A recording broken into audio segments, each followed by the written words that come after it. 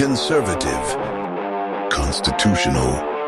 It's the Andrew Cooperrider Show, keeping you informed on what's going on right here in Kentucky.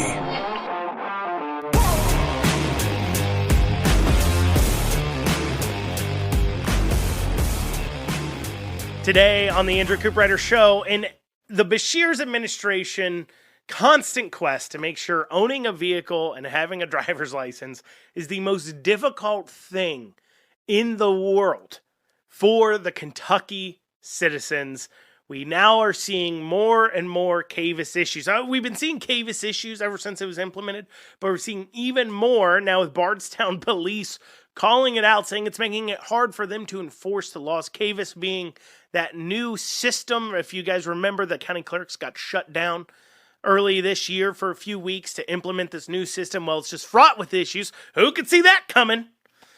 Who could see that coming? Despite wasting millions of taxpayer funds, Louisville TARC, Louisville's public busing system, embarks on another new era of buying more electric buses, despite how it turned out last time. We'll go over that. Then finally, in one of the funniest examples of not in my backyardism, the liberal Lexington advocacy groups and liberal Lexington in general, well, a solar farm wants to come in and they are screeching, not in my backyard. We'll go into exactly who's screeching and why it's truly a perfect example of not in my backyardism. We'll have all of that and more today on the Andrew Cooperrider Show. As always, please make sure you leave a review. Make sure if you're listening, wherever you're listening at, if you're not subscribed yet, please make sure you subscribe. Sign up, hit that subscribe button, right? And make sure you're spreading the word. Text this episode to a couple of people. Tell people to check out the show. We do appreciate it. As always, if you want to reach out to the show, feel free to email info@theandrewshow.com. Once again, that's info@theandrewshow.com. Without further ado, let's dig into it. So early this year, as I said in my opening, KAVIS, KAVIS, came into play. It's this Kentucky software program that's going to link up all the state and all these county clerks and vehicle registrations, and it was going to be amazing, a utopia of magical things, another one of those technology adventures that the Beshear administration has gone on. And much like the Real ID, it's been quite the opposite. It's been absolutely awful. And they really did. I mean, government took like everything to do with DMV, vehicle registration, licensing, vehicle inspections, and all those difficult things that you dealt with at the county level when you came in and you never had the right paperwork and nothing was ever correct. They just took that and they said, you know what? Let's just make it awful, right? Let's take something. You thought it was bad now? Hold our beer. We're going to make it so much worse. And we talked before on the show about the Real ID issues, on how you can't book times for driver's tests, on how you can't book times to renew your licenses, on how if you don't book a time, you could show up in their walk-in line and have to wait for hours in order to get a license renewed. But if you want to get a driver's test done and you live in Lexington or Louisville or parts of western or eastern Kentucky, you're driving hours at a time or having to wake up every morning before 8 a.m. to see if 3 weeks out that day, because they only let you schedule appointments up to 3 weeks out. So every weekday, a new day becomes available 3 weeks out to schedule. And you got to get up early to beat all the other people who are trying to schedule it. So it's just become an absolute tire fire. I dug into that before. It's absolutely ridiculous. And the fact nobody wants to fix it is just a testament to how much government sucks. It's a testament to how much, as long as, people aren't yelling about it too much, why try to fix it? Right, I was talking to a legislator actually about that Real ID issue that's coming about with KSP taking over the licensing and things. And they said, well, look, the county clerks are throwing a fit about it so much, about transferring over to the new Real ID and it was such a problem that we threw it over to the state so the state could deal with it. And it was such a can of worms, and it's been such a can of worms that they think that, no legislators really want to reopen it because it's just been so awful. Eventually, somebody will come along and make a difference on it. I've said you should have kicked it over to the Secretary of State's office. It makes some sense, and then at least, if the state was going to take it over, then at least you could see Secretary of State running on not just election security, but now they could run on election security and making you get your driver's license properly. That would be great. But anyways, I digress from the Real ID talk. And move on now to the KAVIS issue. So this was somewhere the states come in and said, we're going to get all these county clerks onto this new statewide vehicle registration system. It's going to be great. Well, it hasn't been that great at all. This from WDRB. It mentions that Bardstown police have noticed something when pulling people over, that the receipt, like the paperwork you get on your registration, doesn't actually match the plate. Like, you got it legally, like, so you go in and you have your registration numbers, right, and your plate numbers, and you get like a receipt, or you get like, where you peel your sticker off and you put it on. Well, Bardstown police has realized that the recent people they've been pulling over have been, well, they don't match. Like, they literally don't match. To quote the article now, the Bardstown police said it has noticed several registration on vehicles that don't match the registration receipts. The department said it appears to be a problem for vehicles that have been recently purchased or registrations that have been recently renewed. Yeah, it would have been a problem recent. KAVIS has only come in since January. They go on to say the police want drivers to take a look at their license plate and registration paperwork. The number on the receipt, plate, and tag decal should all match. And they're just like, not matching.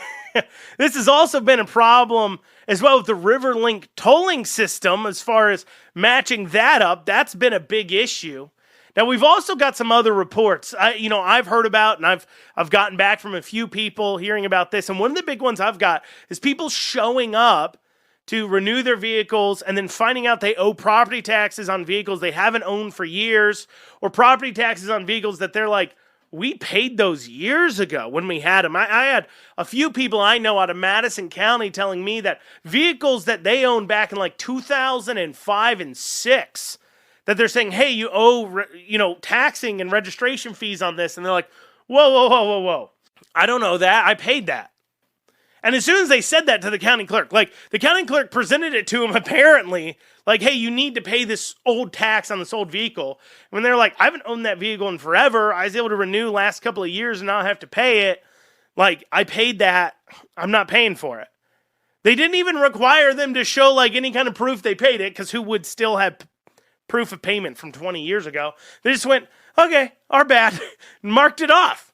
It's like, shouldn't you just mark it off from the start then? How about that? At that point, you're just going to have to offer amnesty to every person who owes back vehicle taxes that's older than, 10 years old. You're like, we'll just have to mark this off. This has to be a mistake in the KAVIS system.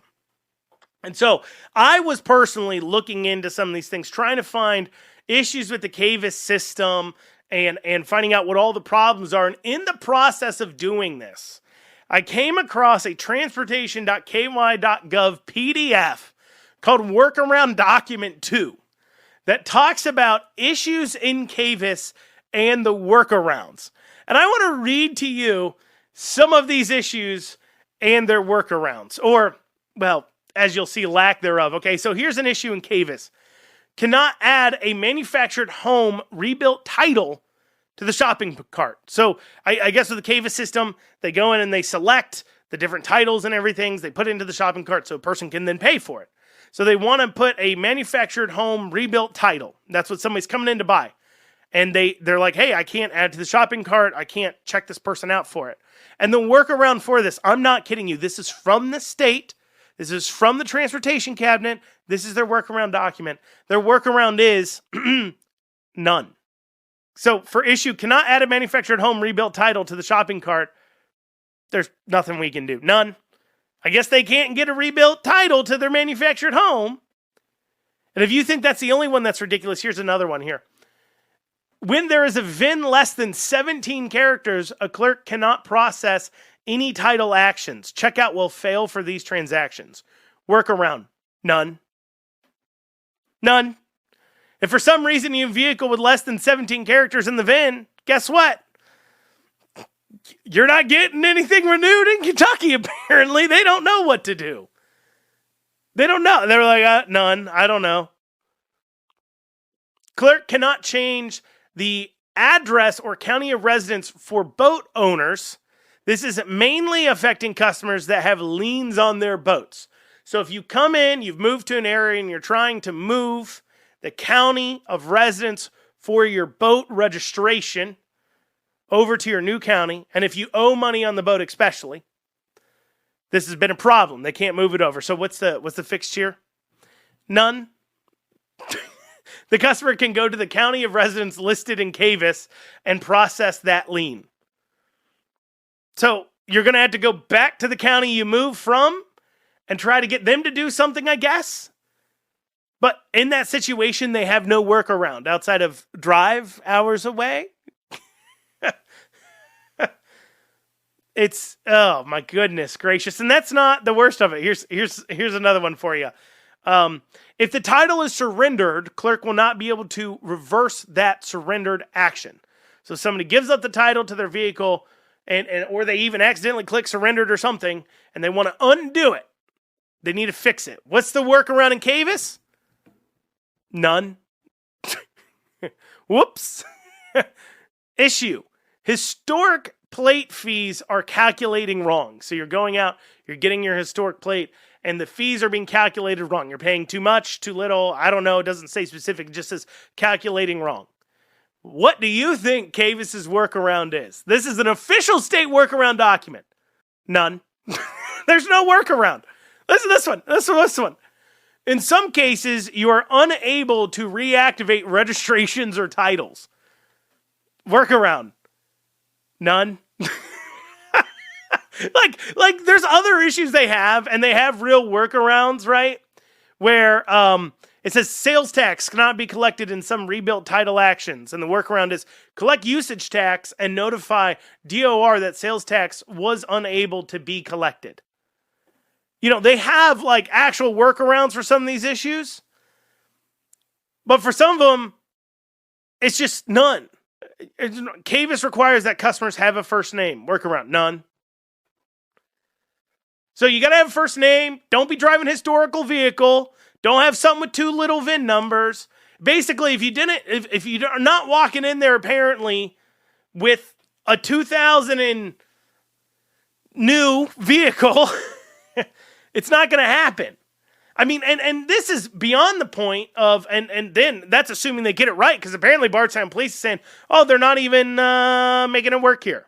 And on top of that, they have such a KAVIS backlog that you have two Louisville motor vehicle branches to close next week as state tries to handle KAVIS backlog. This is a quote from the Jefferson County Clerk's office. We're up to 6,000 pieces of work in our backlog, whereas before we could turn something over in 24 to 48 hours. We're able to get this caught up without paying overtime, which we couldn't do. So they can't afford to keep paying overtime, and they got to get it caught up. And the issue's coming from dealerships and drivers, and they have major delays here. They got to get caught up, and so they're just going to close. But that won't solve the problem because, people just go elsewhere. I mean, the backlog will just build. I mean, you're going to keep having this issue. This is an unmitigated, absolute disaster. And, they create all these task force in the legislature to deal with a variety of things. There needs to be a vehicle registration and vehicle licensing task force, because clearly the Beshear administration has just completely failed. They're just huge failures when it comes to this entire topic of handling vehicles. Moving on from KAVIS, sticking in Louisville, very interesting story coming out. This is from WDRB. After service reductions, TARC using federal grant to help purchase new electric vehicles. That's the title. It talks about how the federal government's paying 80%, and then local governments are doing a 20% match to buy several new buses, $1 million an electric bus. They say, well, Andrew, electric buses, they're all the rage. They're great things, right? Well, actually, what's funny is Louisville was one of the first cities, apparently, to get electric buses. And this was 10 years ago. And pretty interesting. This is down in the article. They buried this. They're hiding it from you, right? They said TARC was one of the first transit authorities to buy electric buses and charging stations. But 5 of the 10 electric buses the city bought in 2015 with a $10.7 million federal grant are sitting covered in dust. The buses proved to be hard to maintain, and are most likely never going to be used again. So less than 10 years ago, they bought 10 electric buses, and it was such a disaster, they're sitting there covered in dust. And we're going to go out, we're going to buy more buses that are electric. What's funny is the director for marketing and communications for TARC said, this is quoted in the article, at a certain point, you need to be responsible with taxpayer money and the cost of getting those buses operational when you already saw a lot of issues with them. So TARC's communications person is like, at a certain point, you need to be responsible with taxpayers' money. Well, no, first off, you always need to be responsible with taxpayer funds? Like, I never want to hear my government say, well, at a certain point, we need to be careful with your money. What are you talking? What point are... It's at zero. Zero is the point. Like $1. The minute you're spending one taxpayer dollars, you need to be careful with taxpayer funds. And then the response is, I'm not kidding. They're literally like, we need to be responsible with the money. And so the $10.7 million we spent, at a certain point, we need to be responsible. And sure, last time we did this, we ended up just blowing $10.7 million. And so the most responsible for us to do is not go buy, diesel buses that have been proven to be hardy and reliable, but instead, let's go buy more electric buses. They acknowledge that they are wasting taxpayer funds, and so instead of doing what works, they're like, double or nothing? Double or nothing. It's not our money anyways. I guess that point of being responsible with taxpayer money hasn't been hit yet by TARC.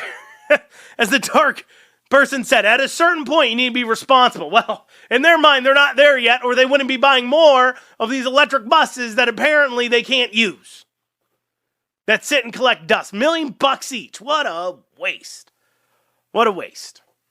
Speaking of interesting federal and Democrat and liberal pushes about electric and sustainable, we have one of the funniest examples about not in my backyardism I've ever seen. This is with the Lexington solar farm. So a little bit of background here. There's two companies looking to come in.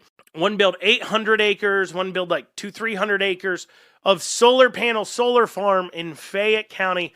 I want to play for you that video from WKYT. This is from their report. I'm going to play the audio. That's all you need to hear. I mean, I'm not doing a video episode. Nobody can see anyways. But I'm going to play that for you. Take a listen, and then we'll discuss afterwards. High tonight as some Lexington neighbors address the potential developers of two different solar farms. City leaders are on record opposing one project, and the second likely won't happen anytime soon. But if zoning ordinances are changed, we could see 1,200 acres of farmland be used for solar energy production one day. New at 11, WKYT's Grayson Passmore shows us the passionate pleas from neighbors looking to stop the projects. Why do you want to do this here? If Silicon Ranch, why don't you find land elsewhere? Yeah, why do we need you here? I mean, seriously. Two solar farms have been proposed around the Haley Road area off of Winchester Road. Silicon Ranch, a privately owned company out of Nashville, has an option to purchase close to 800 acres for a solar energy farm. That project would run adjacent to a 384-acre solar project proposed by East Kentucky Power Cooperative. And then interrupted all the agricultural production and the food supply which feeds the world. You can't eat solar panels or houses. Silicon Ranch's proposal will go through the city's planning commission. Then the Urban County Council. EKPC is a public utility and needs approval through the state, which the city and those with Fayette Alliance have both filed petitions to halt. Our biggest concern is that if we were to change our policies here in Fayette County to permit industrial scale solar development, we are threatening the integrity of the agricultural rural zone. Brittany Rothmeyer worries about the loss of farmland and the precedent granting conditional use permits in an agricultural zone could set. I support solar, but I wonder why here and why now. As if, I mean, they literally was like, both of the citizens speaking were literally like, no, not my backyard. And why are you here? Go somewhere else. It's just so there. And I'm laughing so hard because, well, I think this whole solar thing is kind of dumb. I mean, we really don't have the battery technology for the storage side of things. And that's a big thing with wind and solar. You can't store. It's not on-demand energy. That's a big problem. And I also do actually have similar questions to them that I'll attempt to answer here in a bit for why this solar farm is picking Lexington, Kentucky to buy land. Because, you know, you got to look at, if you have to build a solar farm in Kentucky, I mean, Louisville, Lexington, you know, parts of northern Kentucky, parts of Bowling Green, like those are some of the most expensive lands you can buy. Like if you're just going to buy farmland to harvest solar energy, you just buy flat land, right? So it is weird that they'd buy this up, but I'll attempt to kind of answer that or look at it. And so, but because I'm not somebody who's pushing for solar, I don't need to say, well, that's all nice and all, but not in my backyard, because I already think that solar is very lacking as a reliable energy technology, and I don't vote or donate money to politicians who push this kind of garbage. But many of these people who are talking about this and going against it sure did give some money to some Democrats, and it's hilarious to me. So it's literally probably the funniest thing this week that I've seen. But I'm going to point out, though, why their arguments are dumb. So I've already established for all of you who are like, Andrew, they're buying up our farmland to put in solar panels. Like, I don't like it. I don't like it either, okay? I certainly don't like the big government push, and I certainly don't like our power being based around unreliable solar energy, all right? So I'm with you. Don't think I'm not. But the actual arguments these people make are kind of dumb because they can't make the arguments that, like, I would about how solar's not sustainable for our future, and that by, you know, buying up this land and putting this solar in place, especially without good battery sharing, good battery storage processes, that it creates this unreliable grid, and we've been seeing our of course, electric rates rise, and by doing this, it's going to cause more electric rates to rise because coal is significantly cheaper in the overall process.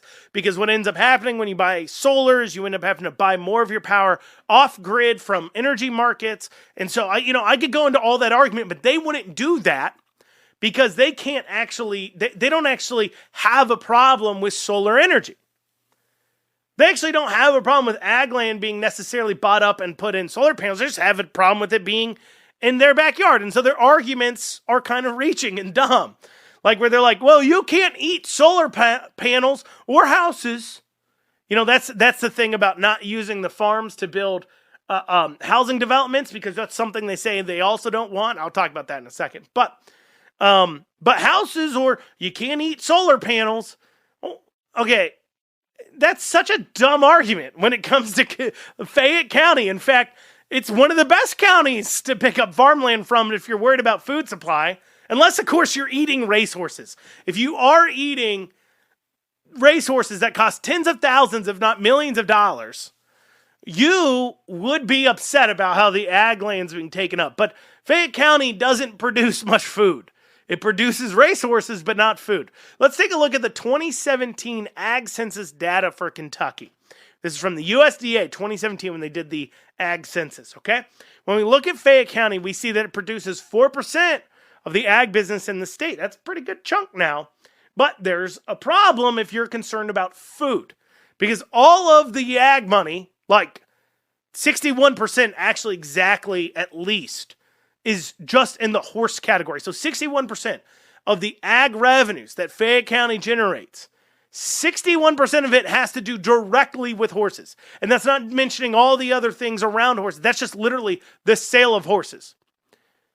And to give you a compare and contrast, if we look at something like, I don't know, Madison County to the south, probably one of the counties that they would have no problem with the solar panels going into, won't throw off their food supply suddenly. While Madison County only produces 1% of Kentucky ag revenue, it produces 5 times more, though, than Fayette County does in the edible sectors, like cattle and edible crops. And that makes a lot of sense because you can't make enough money of traditional farming in places like Jefferson County and Fayette County and a lot of these other counties. It's hard to do it in counties that have low property taxes and low property values. But in counties where you have high property taxes and a lot of regulations, but high property taxes especially, it's hard to make a profit farming in a traditional sense. That's why you don't see a lot of traditional farming in Fayette County. Instead, what you will see is people selling racehorses that cost $50,000 each. And even most of the time, that's a losing proposition for them. They still lose money doing that. Hence why a lot of Middle Eastern sheiks own many of the farms. There's actually, any of you who've ever heard of the Bluegrass Conspiracy, deals with a time, I believe, during the 70s. I believe it was during the 70s. Don't quote me, but 70s. I believe is when the book Bluegrass Conspiracy really writes about. But basically what was happening is these big horse farms, the owners of them, the families that have owned them for years, they couldn't afford to own them anymore because it was too much upkeep. It was too much money. The cost of everything had gone up too much. They'd used up the money. They weren't producing like they were. The property tax is too high. Everything was too much. And so they started letting drug runners use their properties to run drugs and train Contras and things. And then they paid off the Lexington Police Department to look the other way. And somebody dug a little too much and ended up killed. That's like the whole conspiracy. That they were using Kentucky farms, Fayette County farms, to run drugs. Because they couldn't afford them anymore. So what's a farm owner to do in Fayette County? Sell off your land? They can't develop it because they won't zone it. Now, Lexington at least at one point recognizes that, well, we can't zone you so you can't do anything but ag, but we know you actually won't make money off of it. So we'll offer you some PDR to hopefully keep it going so you don't sell it off or something. So the hope is, by a lot of these farmland ag owners, is that, well, maybe solar, maybe we can put it somewhere where it's more out of the way. And maybe that can help pay our bills. And we can make money off the property because we can't sell to a developer because we've sold our PDR rights, or generations ago, the city came in and bought up the property development rights and won't zone it to allow, housing developments to come in, which, by the way, I've talked about this on the show many a times, but I'm sick and tired of these cities and counties and areas that say, we want to grow, but also we need to keep the same rustic image. So what we're going to do is zone everything to the point where a house costs way too much money in an area because we won't allow supply to rise, because we want to keep everything looking nice, looking, rolly hills the way we want it to be. But so we'll go ahead and zone that, creating an artificial decrease of supply in an area of housing, which causes a massive inflation of housing. So those people complaining about what they're really worried about, the real concern of those citizens, is simply this. For most of those people in that room that were thrown a fit, other than the Fayette Alliance, I'll get to them. The real concern here is they simply think it's pretty to look at other people's lands that they don't have to pay for. And I get it. It is pretty. Nice rolling hills, horses, grazing, painted fences. It's pretty. But someone has to pay for it. Somebody has to pay for it. Especially as you have these massively increasing property taxes. If you want to get your property taxes down to actually offer an opportunity for them to afford their homes, that might be something. I know it's funny. He's talking about people sitting on millions of dollars of property, but there's a difference between being liquid and being able to operate. But the public schools, though, they need all the money they can get. Can't lower their property taxes. Can't lower it for everyone now. Now, what's funny, though, and the reason why I point this out, the reason why I find this story so hilarious, is that we know that Beshear and company and the Democrats, they really, really, really want this whole green energy thing to happen. And that moves us over to the Fayette Alliance, which is supposed to be there to protect the integrity of the agricultural industry in Fayette County. And really, it's made up of a few farm owners that are making it, and real estate people who sell real estate. And really, that's just about, they hold property. A lot of these people hold property, and that property will increase in value because they know as you have an artificial demand, it kind of increases in value. And they know as well as they can hold that property, and if they want their property values to stay up, Well, they can't have a solar farm going next door, right? That's why they care. But what's funny is when we look at the board of Fayette Alliance, the people who filed a lawsuit against this with the state saying, no, we don't want solar panels in Fayette County. And I do question, like, this is the most expensive land. What are you doing here? I brought that up already. But what's funny for these people, not in your backyardism here. Let's look at the Fayette Alliance board. Let me go through some of these people. So you have Ann Bauhaus, who's the president of Kentucky Eagle, max donor to Andy Beshear. Greg Goodman, who's at Mount Brilliant Farm, max donor to Andy Beshear.